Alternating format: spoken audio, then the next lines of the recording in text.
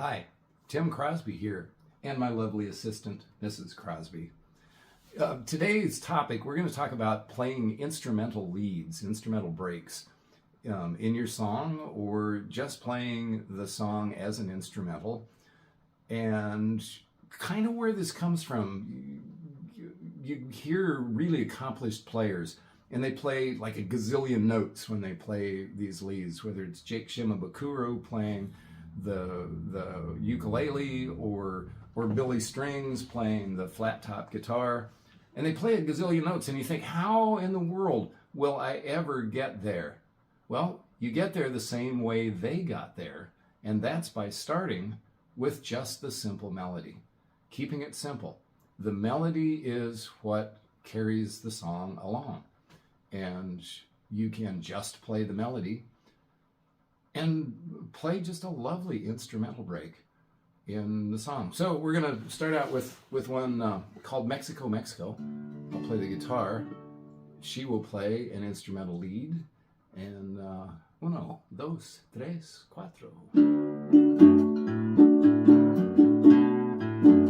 Mexico, Mexico. I've never been, but I'd sure like to go. Long to wade in your ocean, up to my knees, and toast my soul in your warm tropic breeze.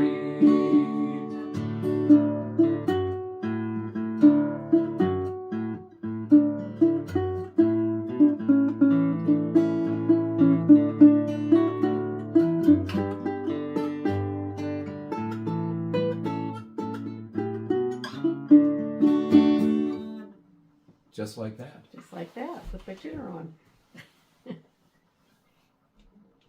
So then, kind of the next step with it is when you realize that oftentimes most of, if not all of, the melody notes are contained within the chord itself.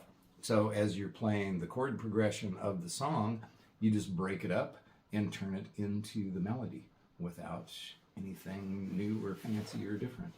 So apropos of that, we're going to play you an old favorite of ours anyway. Perhaps you have heard the song before yourself. It's called Mr. Sandman. He's going to play the melody within the chords, and behind it I'm going to play just a simple arpeggio. And those are all the notes in the chord.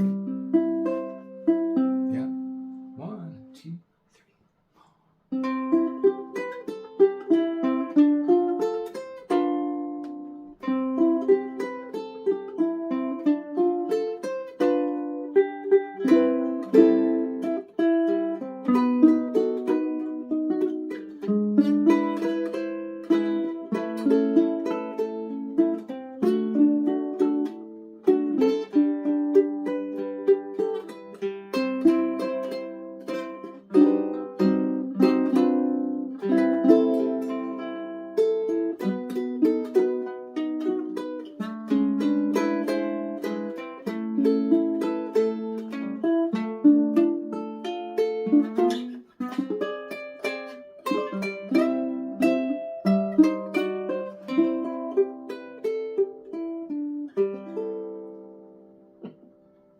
Kind of like that.